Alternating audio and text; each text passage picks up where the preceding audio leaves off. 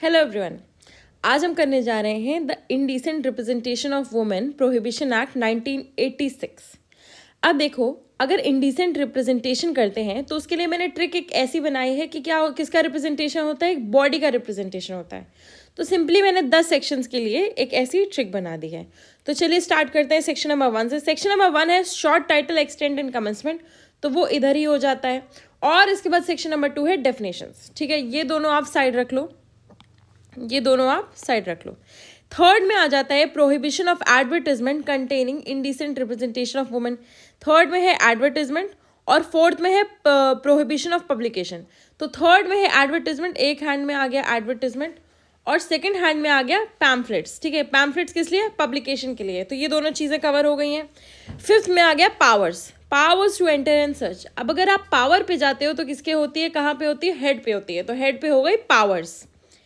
Next इसके बाद होती है पेनाल्टी। ठीक है, पेनाल्टी कैसे आप रिप्रेजेंट करते हो, मनी से रिप्रेजेंट करते हो। कैसे रिप्रेजेंट करते हो, मनी से रिप्रेजेंट करते हो।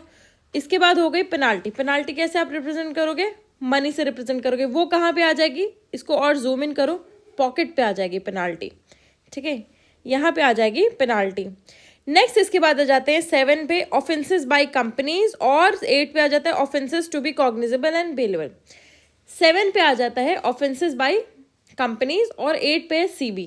ठीक है, 7 पे कंपनीज, 8 पे सीबी, यानी कि कॉग्निजेबल एंड बेलेबल। ये हमने साइड पे लिख दिया क्योंकि किसके बारे में, ऑफेंसेस के बारे में। तो हमने क्या लगा के लिख दिया, ये ओ लगा के लिख दिया। ठीक है, ऑफेंसेस। नेक्स्ट इसके बाद है section number 9 protection of action taken in good faith. ठीक है, 9 में है क्या है, प्रोटेक्शन है और किस चीज़ का, एक्शन का, क्योंकि वो क्या है, गुड फेथ में है। तो ये हो गया गुड फेथ। देखो इसमें क्या है, एक स्माइली बनाई हुई है। ठीक है, क्योंकि गुड फेथ की बात हो रही है। तो इसको क्या है, आप क्या करोगे, प्रोटेक्ट करोगे, प्रोटेक्ट करोगे। नेक्स्ट इसके बाद है पावर टू मेक रूल्स। तो आप यहाँ पे सेक्शन नंबर 10 पे क्या करोगे, रूल्स बनाओगे, वो लास्ट है। इतनी चीज़ें याद रखना कि यहाँ पे ओ से ऑफेंसेस है और ये क्या है, गुड फेथ। ठीक है, इतनी चीज़ें हैं और इससे ज़्यादा कुछ नहीं है। तो इसमें आ गया section number 1, section number 2, definition section number 3, section number 4, section number 5, section number 6, 7, 8, 9 and 10।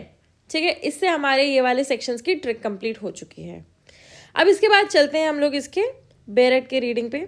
Bare act में कुछ नहीं है ज़्यादा। Short title extend and commencement में क्या है कि पूरे इंडिया में लगेगा ये, और कहीं एक्स्ट्रा नहीं है। और इसमें रूल्स, मतलब देखो इसमें पावर किसके पास है, पावर इसमें सेंट्रल गवर्नमेंट के पास है। मैंने कुछ कुछ एक्ट पढ़ाए हैं, उसमें पावर किसके पास है, स्टेट गवर्नमेंट के पास है। सेंट्रल गवर्नमेंट सिर्फ क्या करेगी, ऊपर से देखेगी। पर इसमें क्या है, सेंट्रल गवर्नमेंट के ही पास है और वो नोटिफिकेशन से क्या करेगी, अपॉइंट करेगी, बाकी मिसलेनियस चीज़ें। नेक्स्ट इसके बाद आ जाते हैं हम लोग डेफिनेशंस पे। ठीक है, डेफिनेशंस पे आ जाते हैं।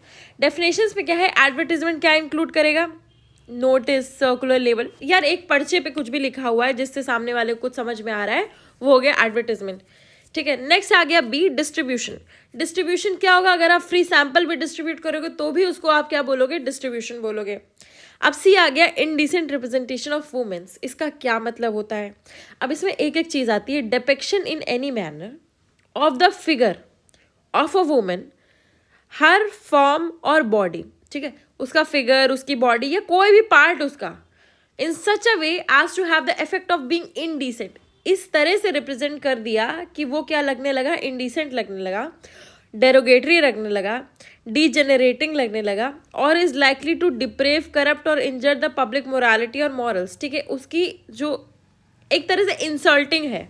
ठीक है, फिजिक बना दिया और उसको इंसल्टिंग है, यानी कि क्या कर दिया, ऑब्जेक्टिफाई कर दिया। ठीक है, ऑब्जेक्टिफाई कर दिया। नेक्स्ट इसके बाद आते हैं हम लोग डी में, label. Label means any written, marked, stamped, printed और ग्राफिक मैटर एफेक्ट्स टू और अपेयरिंग अपॉन एनी पैकेज। ठीक है, लेबल, लेबल लगा दिया, आपके कपड़ों में लेबल लगा होता है। ठीक है, वो क्या होता है, एफिक्स्ड होता है, वही है। Package, package includes a box और prescribed means prescribed by rules made under this act. ये समझ में आ गया सेक्शन नंबर 2 तक। नेक्स्ट इसके बाद है सेक्शन नंबर 3।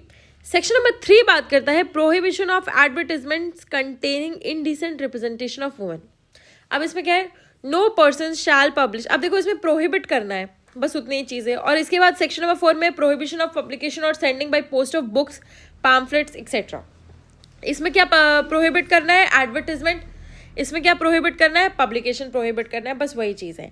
अब provided that nothing in this section shall apply to, अब इसमें एक्सेप्शंस भी दिए गए हैं। एक्सेप्शंस क्या है, अगर वो जस्टिफाइड है और क्या है वो बोनाफाइड है तो आप उसको नहीं रोकोगे, उस पब्लिकेशन को नहीं रोकोगे। दूसरी चीज़ क्या है, अगर कोई हिस्टोरिकल रिप्रेजेंटेशन आ जाती है जैसे कि any representation sculptured, engraved, painted और अदर, ठीक है। फॉर एग्जाम्पल हम एशियन मॉन्यूमेंट्स में देखते हैं फिजिक्स एंड फिगर्स बने होते हैं, उसको हम लोग एक्सेप्शन की कैटेगरी में रखते हैं। और फिल्म्स को भी, ठीक है, any film in respect of which the provision of part 2 of the cinematographic act will be applicable. Next इसके बाद है पावर्स। कहाँ पे है पावर्स, एक इंसान के हेड पे है। पावर्स टू एंटर एंड सच, अब देखो अगर किसी ने एडवर्टीजमेंट जो है एडवर्टाइज कर दिया है, पब्लिसाइज कर दिया है, तो उसको पकड़ना होगा। उसको पकड़ने के लिए कैसी पावर चाहिए, टू एंटर एंड सर्च, किसी भी जगह पे क्या करने की पावर होनी चाहिए, एंटर एंड सर्च। अब आप एंटर कर दोगे, सर्च कर जाओगे, लेकिन सर्च करने के पास आपके पास सीज करने की पावर नहीं होगी, तो इसलिए सीज करने की पावर भी है। और सीज करने के बाद to examine any record, register, document और any other material found in any place, ठीक है, and seize the same if he has reason to believe that it may furnish evidence. फिर क्या है, वहां जाकर के इसके बाद जो भी मिले हैं रिकॉर्ड्स वगैरह उसको एग्जामिन भी करना है, ठीक है। अब नेक्स्ट इसके बाद इसके प्रोविजन में क्या दिया गया है, warrant required in dwelling houses. अगर आप किसी ड्वेलिंग हाउस में जा रहे हो जहाँ पे एक गृहस्थी बसी हुई है तो वहाँ पे आपको वारंट की ज़रूरत है। बेसिक सी चीज़ है, ये हमने CRPC वगैरह में भी पढ़ रखी है। नेक्स्ट इसके बाद है advertisement can not be separated. अब देखो अगर एडवर्टीजमेंट जो है वो इंपॉर्टेंट चीज़ से सेपरेट नहीं हो रहा है, इंडिसेंट एडवर्टीजमेंट, तो पूरा ही सीज कर लिया जाएगा, ठीक है, पूरा ही सीज कर लिया जाएगा। नेक्स्ट इसके बाद है देखो the provisions of CRPC shall so far as may be apply to any search और सीजन। कौन सा सेक्शन लगेगा, सेक्शन नंबर 94। नेक्स्ट इसके बाद है सीज जो डॉक्यूमेंट होगी उसका क्या कर देंगे, इन्फॉर्म कर देंगे मजिस्ट्रेट को कि हाँ हमें ये वाली डॉक्यूमेंट्स वगैरह मिली हैं। नेक्स्ट इसके बाद आ जाते हैं पेनाल्टी पे। फर्स्ट पेनाल्टी और सेकंड पेनाल्टी दो है इसमें। फर्स्ट पेनाल्टी कितनी लगेगी, 2 साल तक की सज़ा होगी, ठीक है, और 2000 रुपये।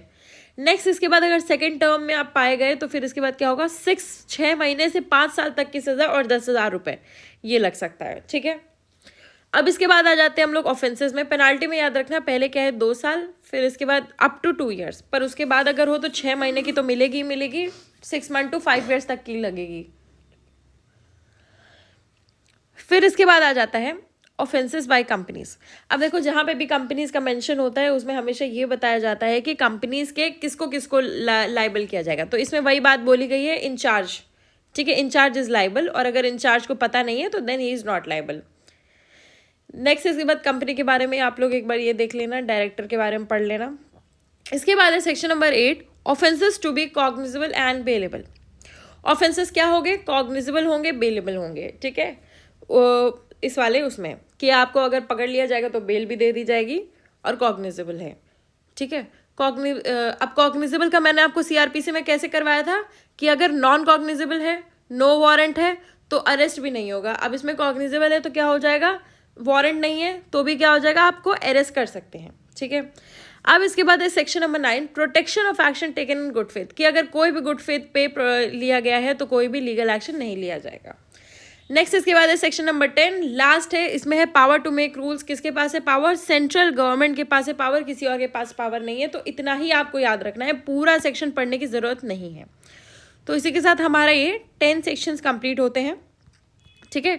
आई होप आपको ये अच्छे से समझ में आया हो और ये डायग्राम आपको अच्छे से समझ में आया, जिससे मैंने आपको पूरा ये रटवा दिया है। तो तब तक के लिए चलते हैं, please do like share comment. और ये वाला जो चैप्टर है, सॉरी ये वाली जो पूरी बेयर एक्ट है, ये आपके यूपी के लिए और नेट JRF वगैरह सारे एग्जाम्स के लिए बहुत ज़रूरी है। साथ ही साथ इसकी आपको बेसिक अंडरस्टैंडिंग होनी चाहिए। Thank you and please do like share and comment.